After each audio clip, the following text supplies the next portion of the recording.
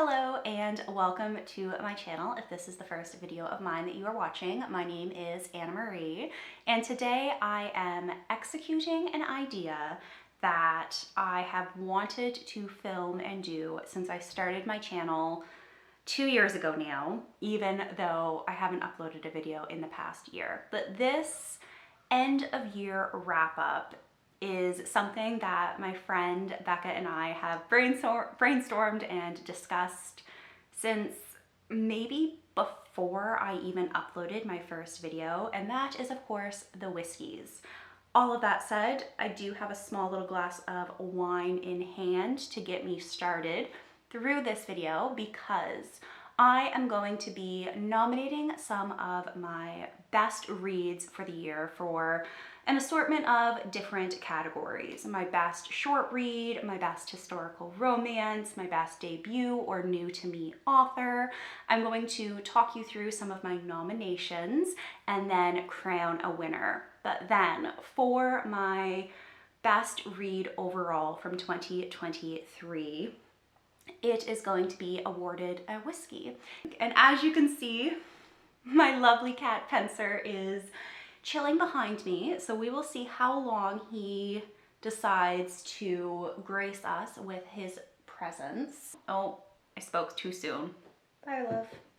Okay, so let's dive right into the categories. The first category I have is Best Debut or a new to me author.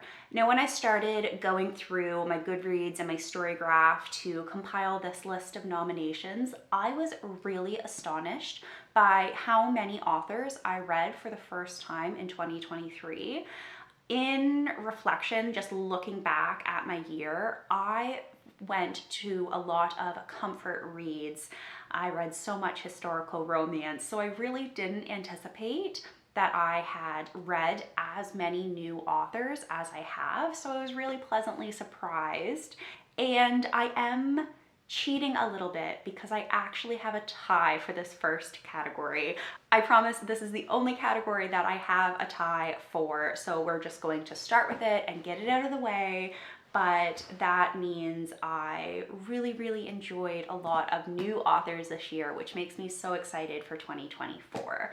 Now, the first, I have them all here in my lap, and you can kind of see what this one is, so we'll just start with it.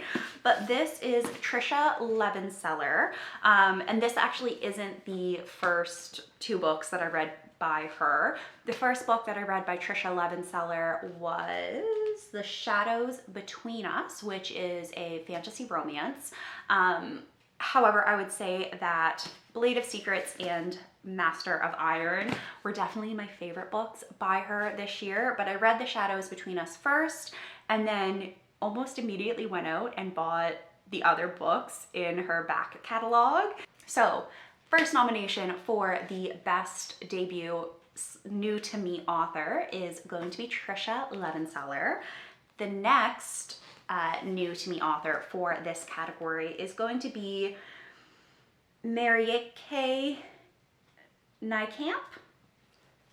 I 100% said their name incorrectly, so I do apologize. However, this is Kith and Kin, which is a Vox Machina novelization that I absolutely loved. I read this before I watched the show. So this is canon. It comes right from it has the Critical Role stamp of approval right on it. And there were some differences between the book and the show that aggrieved me, I guess you could say. But I absolutely loved what this author brought to these characters that are so beloved, and I loved learning more about Vax and Vex's backstory and just their relationship as siblings. It was really endearing, and I loved this book. Next, and this is an actual debut, not just a new to me author, but that is Ava Reid with The Wolf and the Woodsman.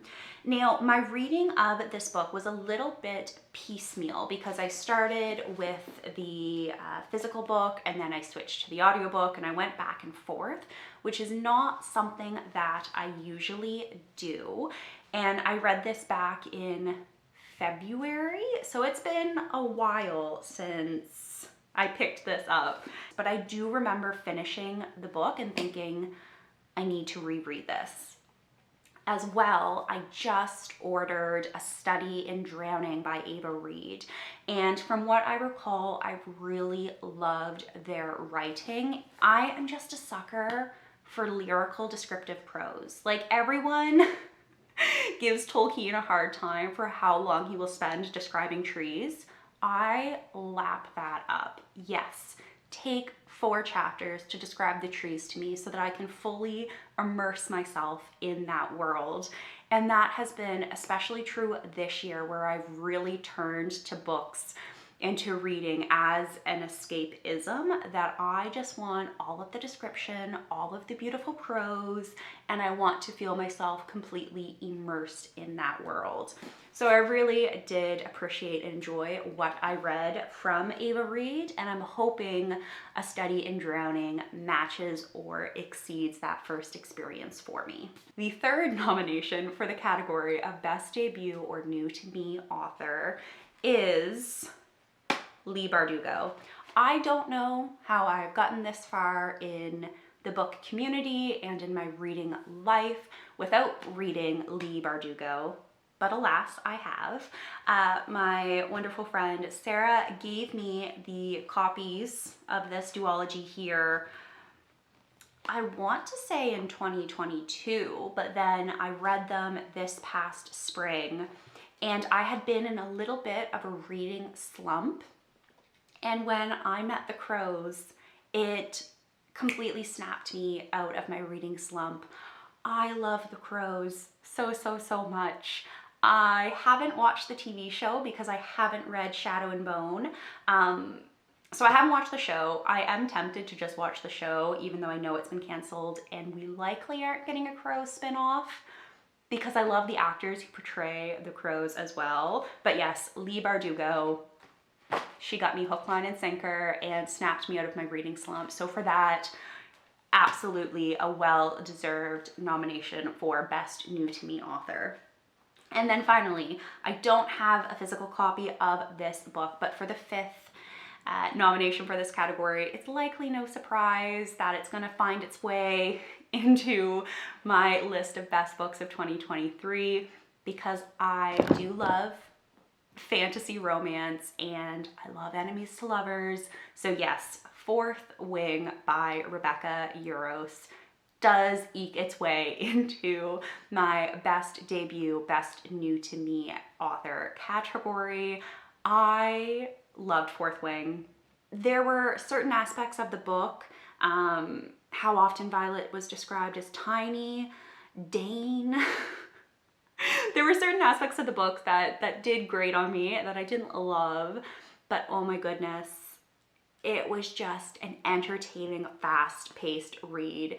And for that, I am so eager to read the sequel, and it definitely deserves a nomination for Best Debut and New to Me Author. All of that said, the dual crown of who wins my slot for Best Debut / New to Me Author is going to be, drum roll please, a tie between Ava Reid and Leigh Bardugo.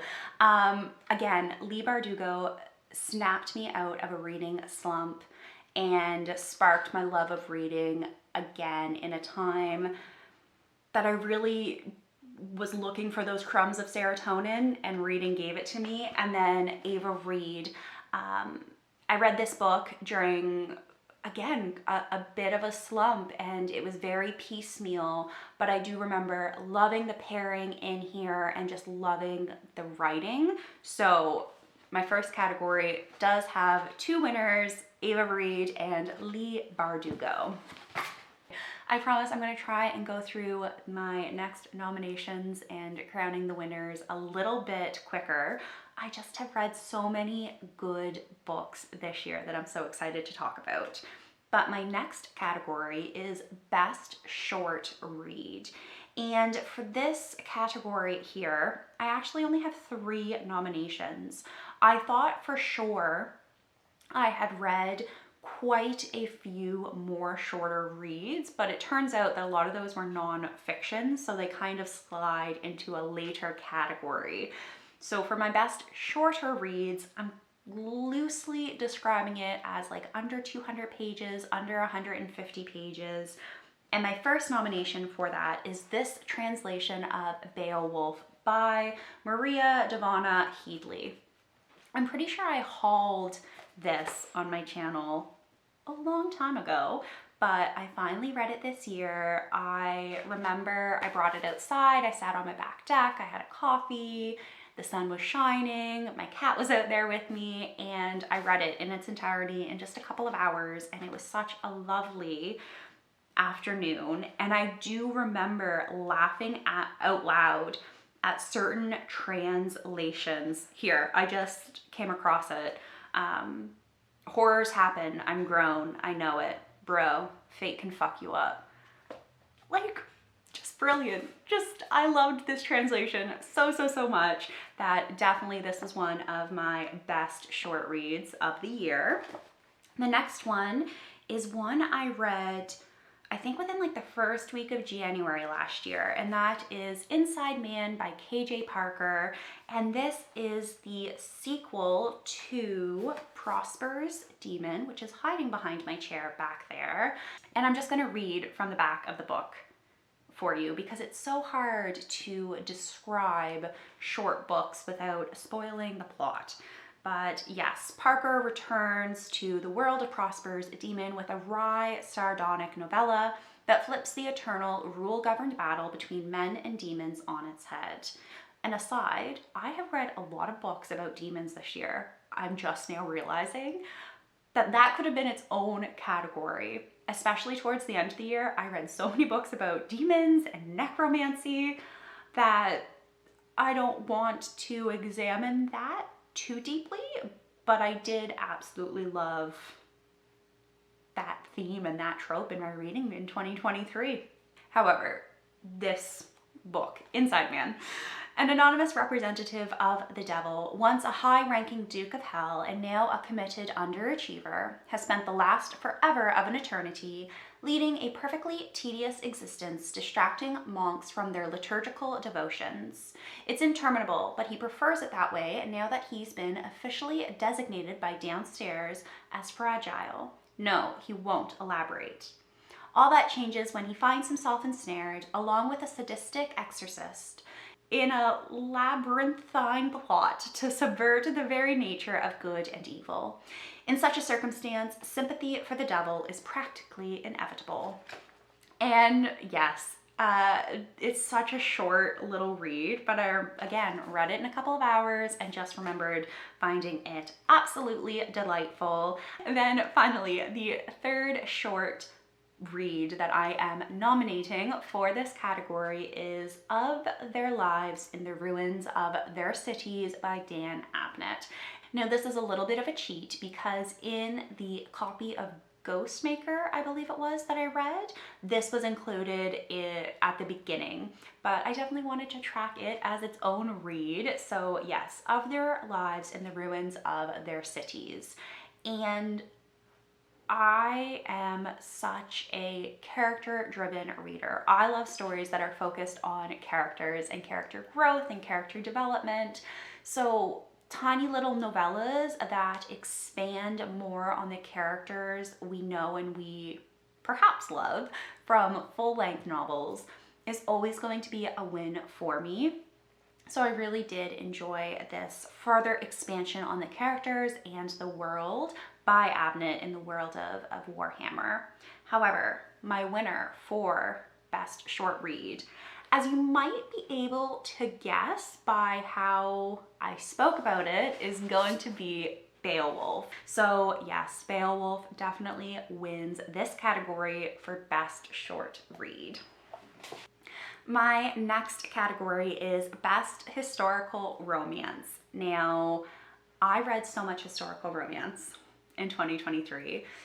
I believe it was upwards of 40 books. So a really big chunk of the books that I read in 2023 were historical romance. And that is in part just because I was reaching for those comfort reads, those books with a steady, even cadence. I knew the beat of the plot. I knew they were going to generally be low stakes. And my favorite historical romance author by a country mile is Tessa Dare.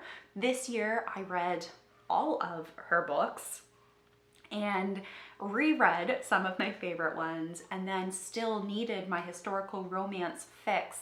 So I ended up reading quite a bit from Sarah MacLean as well. So I would say those are my two favorite historical romance authors.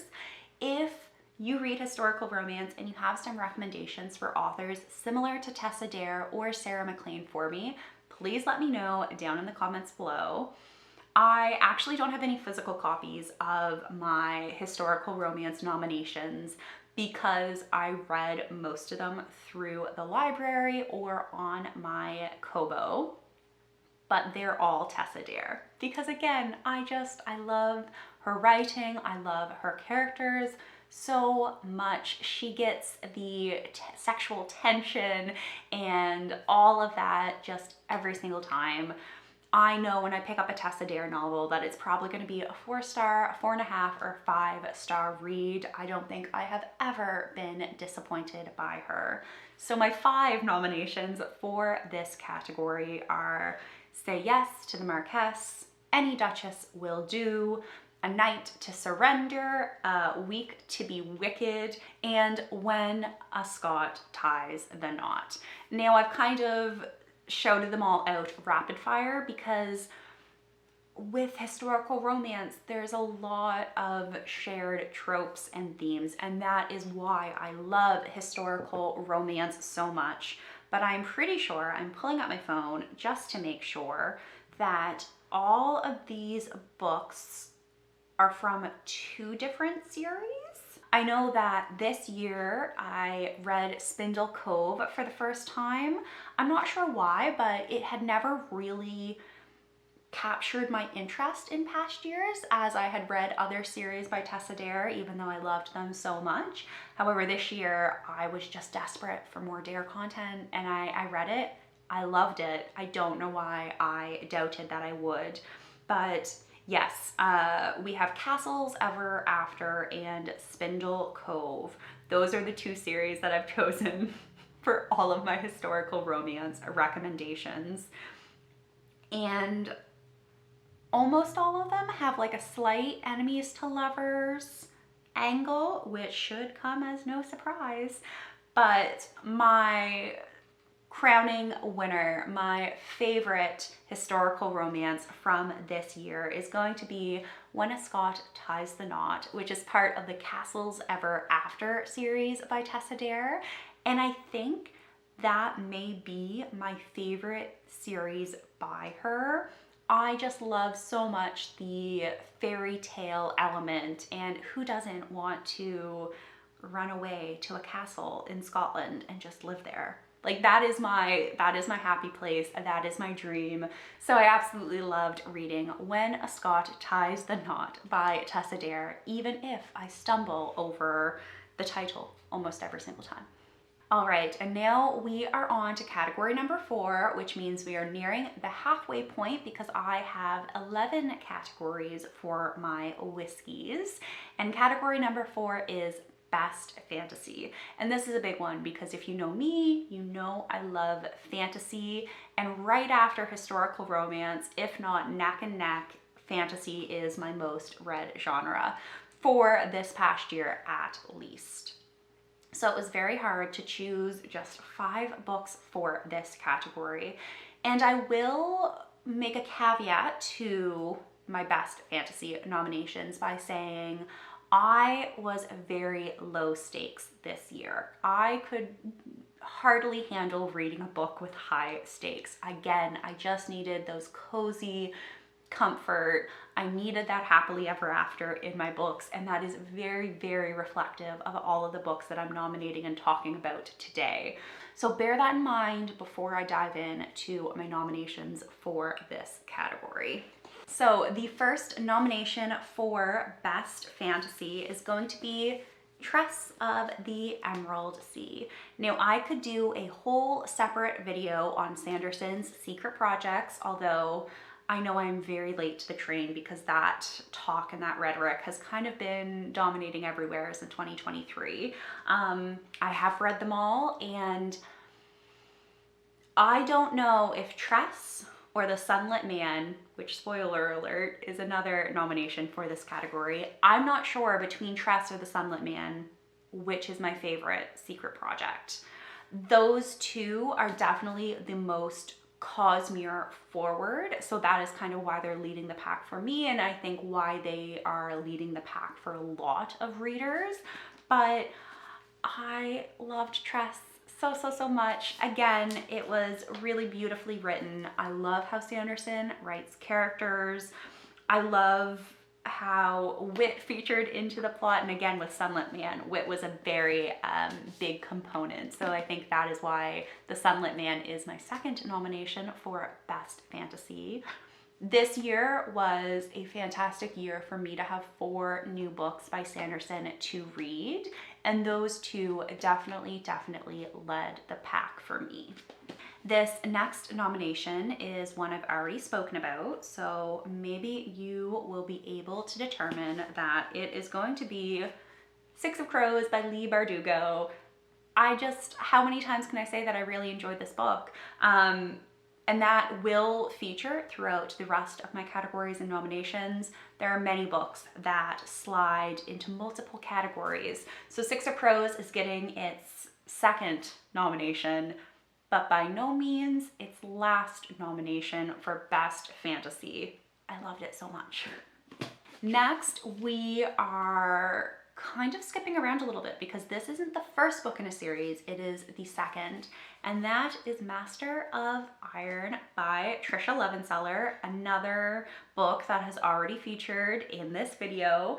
And this is the second book in the Bladesmith duology, and I loved this book for the love pairing that it focused on. Ziva and Callan, I think that's the first time I've said it out loud. They were so endearing. If you have ever struggled with social anxiety, with feelings of self-doubt or self-hatred, Levenseller, oh my goodness. Reading this sometimes felt like looking into a mirror, the way she described certain social anxieties and certain internal monologues of self-doubt with our main character, Ziva. It was just so poignant, and again, felt a bit like a mirror, but in the good scene way, not a little bit also in the, it is 10 a.m. in the morning, why are you calling me out like this?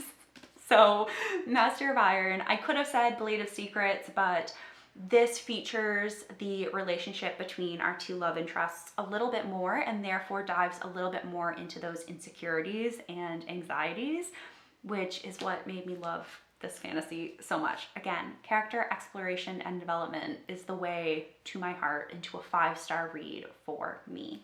So that's it, including The Sunlit Man. Those are all 5 of my nominations for Best Fantasy.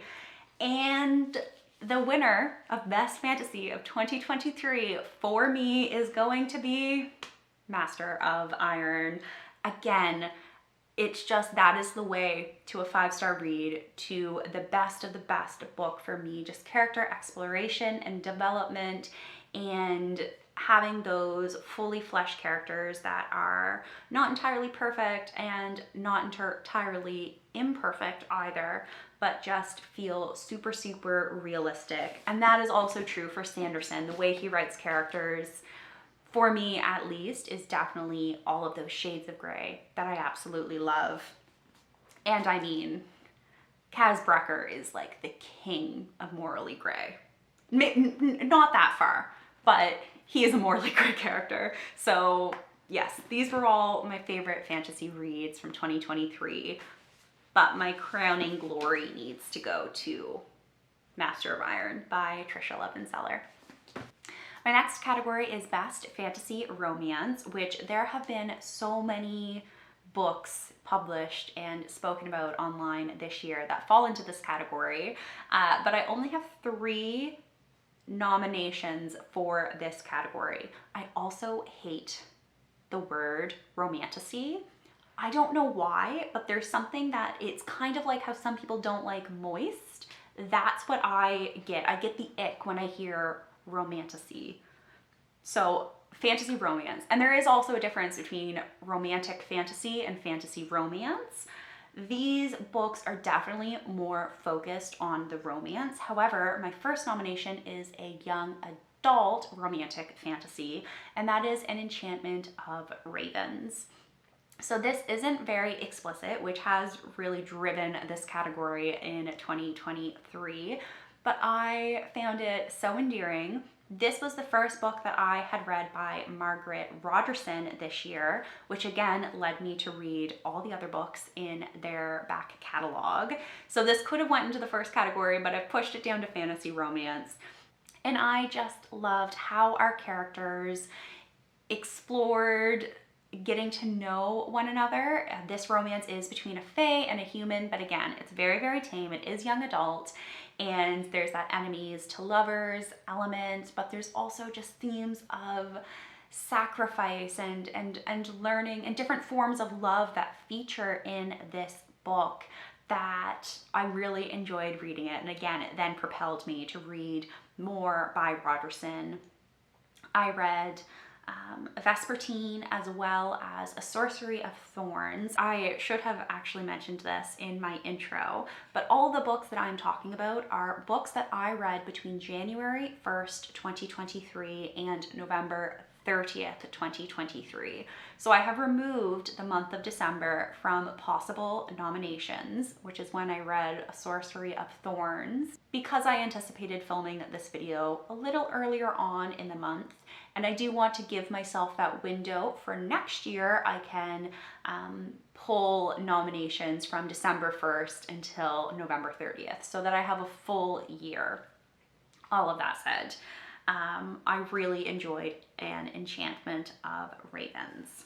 My next nomination is from an author that has already won a category, and that is The Shadows Between Us by Trisha Levenseller. Again, we have a relationship between, was he a vampire? He's called the Shadow King, and he controls shadows. I think there was a vampiric element in this book. I read it back in March, and I read it all in the span of one night. I started reading this before I went to bed. It was like 9:45, and I told myself I would just read a couple of chapters. And then it was 3:30 and I had finished the book. So I think I gave it like only 3.5, 4 stars when I finished reading it. But again, this was the first book I read by Levenseller that propelled me to read all of their back catalog, and I read it within the span of just a few hours. And I loved their enemies to lovers spat and growth and all of that divine tension that occurred between the two of them.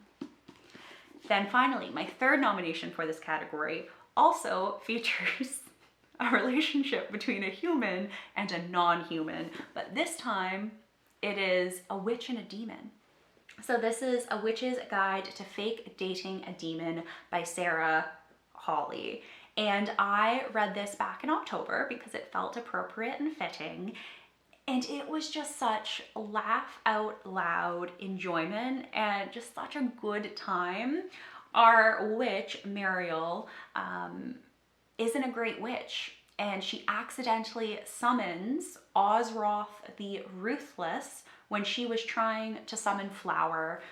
And because her mother is very meddlesome, when her mom shows up and sees this demon in her kitchen, or sees this man in her kitchen, Mariel rightfully decides that the best course of action is to pretend that that's her boyfriend. And so a fake dating romance ensues.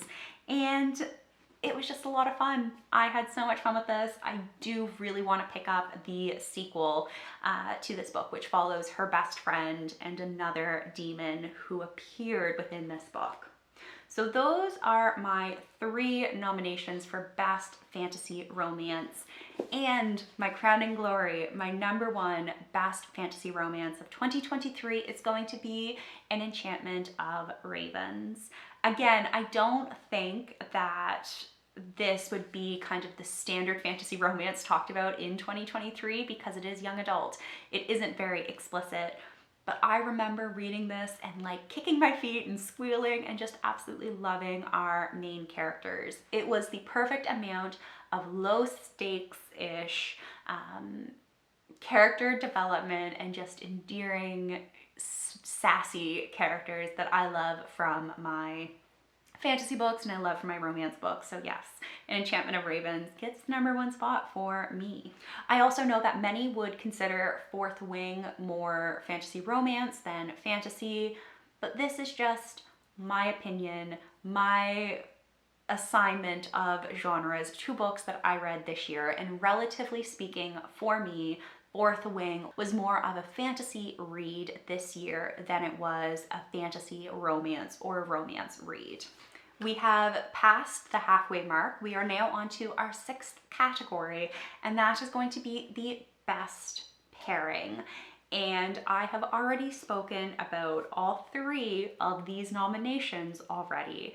And I haven't delved into my historical romance pairings, because again, that could be its whole own video. But for the best pairing, all of these actually come from fantasy reads from the year. #1 is going to be Matthias and Nina, and there is a very big reason why I'm only showing 6 of Crows, because I don't want to talk about the sequel. Matthias and Nina, again, we have the witch, we have the witch hunter, we have the enemies to lovers. I was destined to love this pairing with my whole heart, as many of us were. So it deserves the #1 nomination for best pairing for me of 2023. The next nomination is actually going to be Mariel and Ozroth. Again, a witch and someone who's meant to exploit witches, a demon, I don't know. But that enemies to lovers aspect, I loved it so much, and I really enjoyed their banter. I love characters and romantic partners who banter, which is true for most of these nominations. Definitely for Matthias and Nina.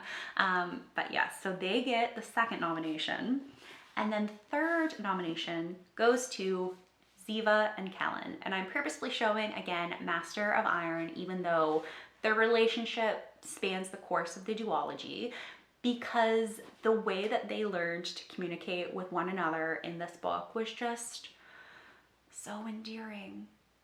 And I don't think I can talk any more about this book without revealing that this is my best pairing of 2023, Ziva and Kellen. I think this ekes into the #1 spot because I saw myself in so much of the internal monologue from Ziva, and the way that she spoke to Kellen and the way that Kellen spoke to her and the way that they just learned how to navigate a relationship in a really healthy way. Again, it felt like a mirror. It felt like a reflection, and for that reason, it deserves the #1 spot. I just wanted to hug her and then hug Kellen, and just, if you have not read this duology, I feel as if I'm overhyping it at this point. Very low stakes, very quick pacey read, but I loved it. So we'll leave it at that for now. My 7th category is Best Plot Twist. Now this one was hard for me because I'm not going to be able to actually explain the plot twists without revealing the plot, right? So if you're someone who does not want any spoilers whatsoever, skip to the next category so that you don't even see the nominations for which books I'm talking about. But if you are interested in learning what books I thought had a fantastic plot twist without learning anything about the twist itself, keep watching, because my first nomination is going to be, I forgot that I had it down here, Tress of the Emerald Sea. And this plot twist, it started to become apparent about halfway through, I would say, but that didn't make it any less good of a plot twist. Like that final moment, that reveal at the end, again, it was a kicking my feet and squealing moment. And I just really enjoyed this plot twist at the end. Sanderson, it's just, I bow down. I bow down. The next plot twist is one that isn't really a spoiler at all, because this book is a mystery thriller-ish, and it's the only mystery thriller I think that I read in 2023, but that is The Murder of Mr. Wickham by Claudia Gray.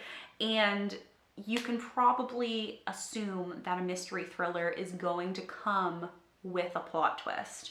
And I really enjoyed the twist in this book because it felt very true to the characters. This book is one that I had to remind myself that essentially Gray is just writing fan fiction about Austen's characters. And once I told myself that this is essentially just fun fan fiction, I was able to enjoy it a whole lot more. But the twist at the end still did feel appropriate and realistic, and I enjoyed this book here. And then the third nomination is a book that I haven't spoken about yet, and that is The Library of the Unwritten by A.J. Hackwith. And really the twist, there are a few twists in the first book, and then there's a few more twists in the second book, and then in the third book, there are even more twists. So I think I'm revealing myself once again by saying that The Library of the Unwritten, or the Hell's Library trilogy, is my winner for Best Plot Twist of 2023. Even though this is a series I haven't spoken about yet in my nominations and books, this is not going to be the last time that you hear me talk about this series, because I absolutely loved it. The premise and just the idea of there being a library in hell for all of the unfinished books, the unfinished works by authors, it had me from the very first moment. And then we follow this main cast of characters throughout these trials and tribulations, and we watch them grow and change and learn. And oh my goodness, yes, this trilogy, The Library of the Unwritten, Hell's Library, was so good, and it definitely is well deserved, in my opinion, of the crown for Best Plot Twist of 2023. And speaking of Hell's Library, for my next category, it has actually nabbed 2 out of the 3 nominations. My next category, the 8th category of this video, is Best Line. The line that I haven't been able to stop thinking about over the course of the year that just has stuck out to me. And there were so many good bits of dialogue and prose from this series. Obviously, it's a book about books and about writing. I am a writer. I read a lot of books. There's obviously going to be a lot of bits and pieces that speak to me directly and that kind of stick in my brain from this trilogy.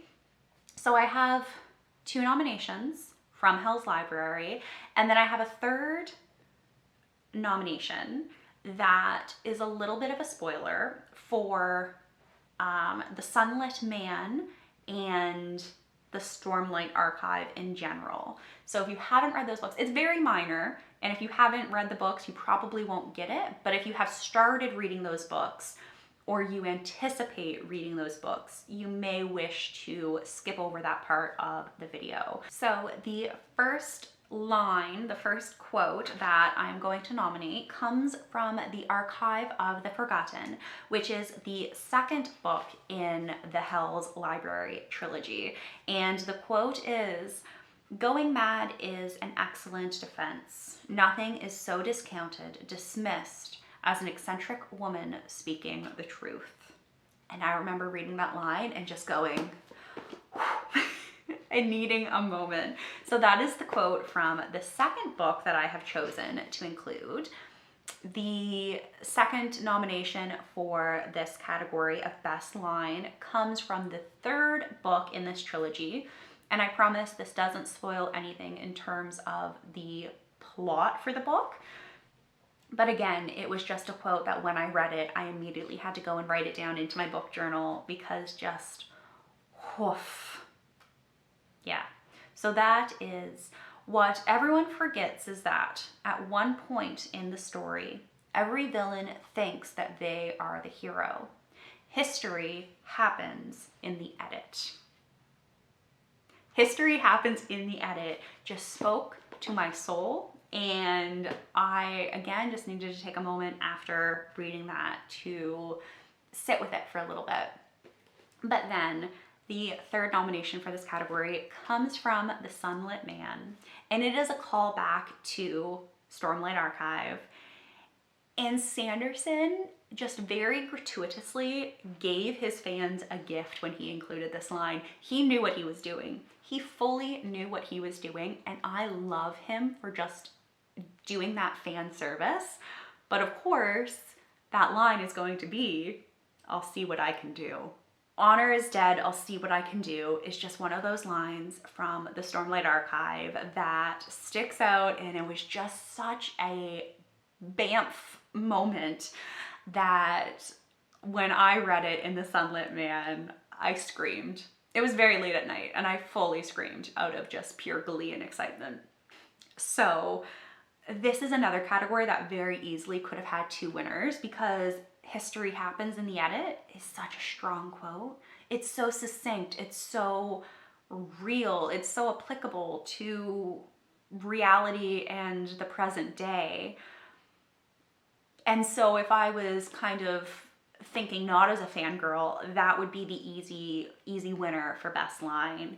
But I'll see what I can do. That fan service from Sanderson, I appreciate so much that has to be my best line from 2023. I have spoken at such length about these books that I hope this has been even just a little bit interesting for any of you. My next category is the best nonfiction book that I read this year. Nonfiction is a genre that I don't read a whole lot of, but I always aim to read more of it than I have the previous year. So I do have 5 nominations for this category. I felt as if this was a really strong nonfiction year for me. I'm pretty sure these 5 books are the only nonfiction books that I read this year, but I absolutely loved all of them. And the first one is In Defense of Witches, The Legacy of the Witch Hunts and Why Women Are Still on Trial. I read this again in October, and part of this was painful to read. There were certain examples given, especially within the medical community, of how women are treated or how women are mistreated in the medical community, that it was a painful, tearful read at certain points. So much of it really resonated with me on a very deep level. So this was an amazing nonfiction read. I would definitely recommend it to anyone who wants to read a little bit more about the history of women and how we have been treated as the second sex.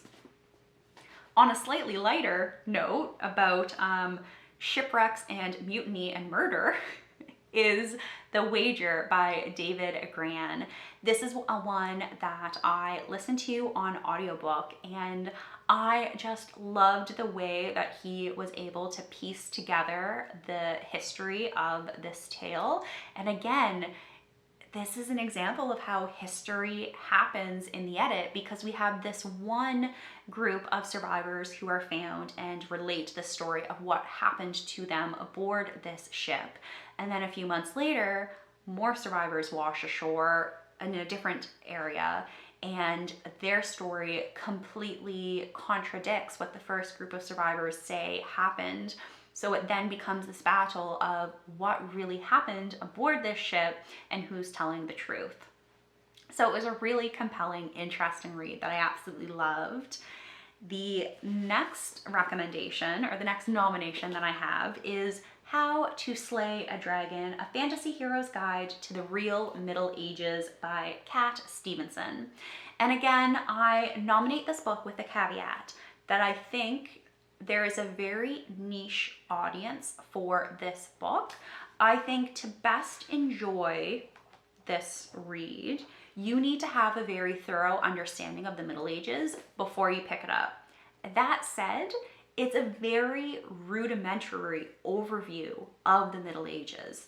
I studied the Middle Ages quite extensively at university. I took half a dozen courses or so. So I would say that I have a pretty good understanding of that period of time.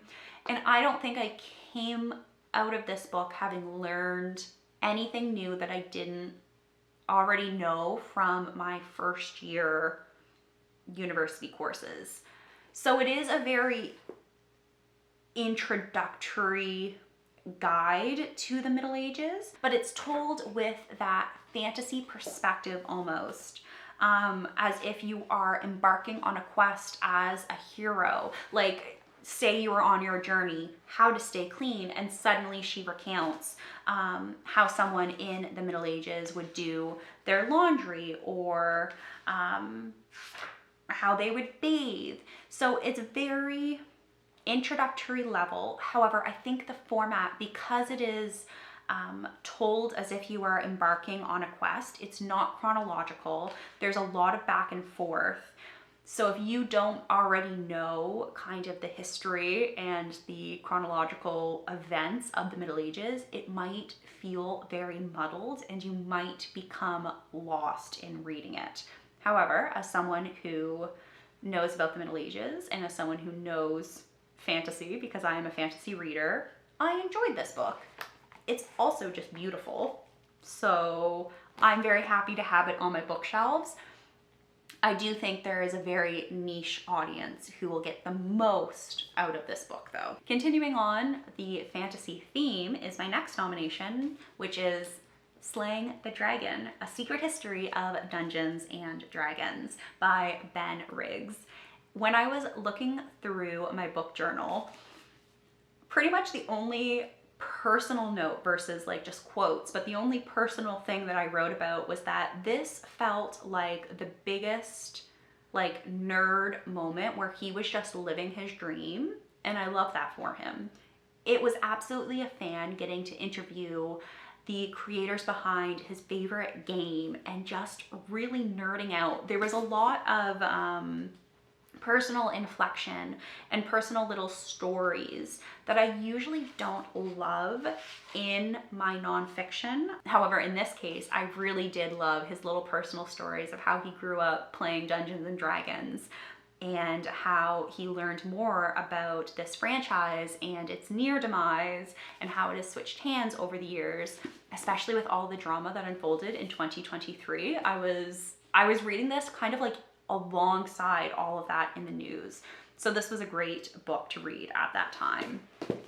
And then finally, my fifth book to nominate for this category of best nonfiction is another one that I don't have in physical format with me, but that is The Origins of the Wheel of Time. If you are a Wheel of Time fan, I would 110% recommend this book because it was so delightful. And just being able to flip through and look at the photos and look at Jordan's handwriting and watch his evolution of thought as he created these iconic characters. For that alone, I would absolutely recommend this book to any Wheel of Time fan, and I really enjoyed reading it and being able to piece together a little bit more of the backstory of Jordan and his life, and then how Sanderson picked up the helm and finished the series.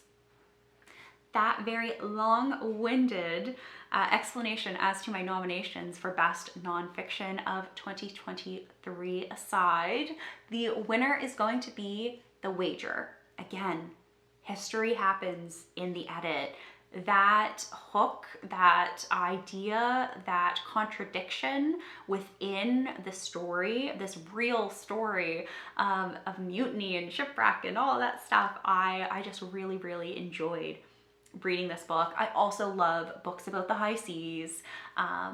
I grew up on the bay, I live by the bay now, and it's always had its own little appeal to me. So I 100% recommend this book, as well as all of the books I'm talking about today. But this one wins Best Nonfiction of the Year for me. We are now at our penultimate category, which is a bit of a superficial one. So maybe I'll be able to go through this one a bit quicker than my others, and that is going to be best cover. And this is one that's obviously super personal because we all find different elements attractive in a cover. And I have spoken about most of these nominations previously in the video. So the first one is going to be Tress of the Emerald Sea. I have the Tor edition. I don't have Sanderson's actual edition, but I love how Tor very much adopted Sanderson's vision. There are other secret projects that were published throughout the year that changed a lot of the cover designs that I'm not the biggest fan of, but the end papers in this book, which I guess aren't really the cover, but it's just so beautiful, so gorgeous. I absolutely adore this cover, and I'm really, really happy with it. My next nomination is going to be The Library of the Unwritten. This one just grabbed me. I'm not a horror fan. I don't read a lot of horror, but this cover, it's just that slight eerie, creepy feeling that I absolutely adore, which is why it deserves a nomination for Best Cover of 2023 for me.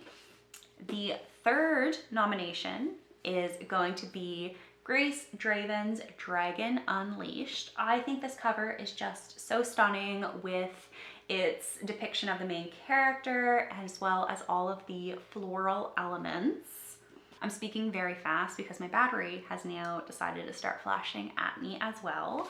But my fourth nomination is In Defense of Witches.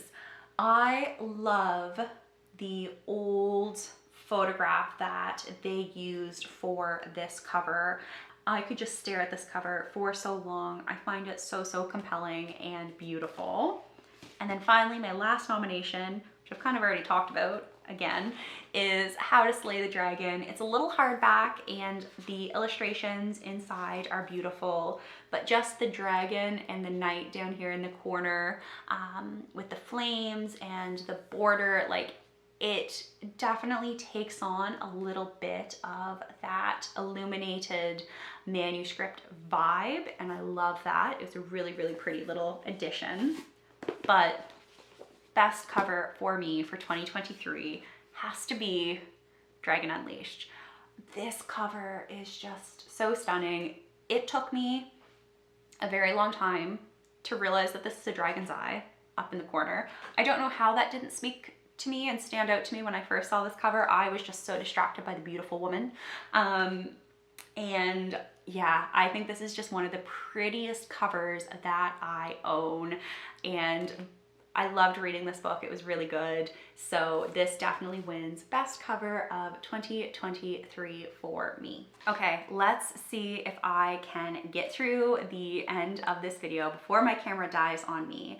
But my last category of the Whiskies, the category that gets crowned with the Whiskey, is going to be just my best overall read from 2023.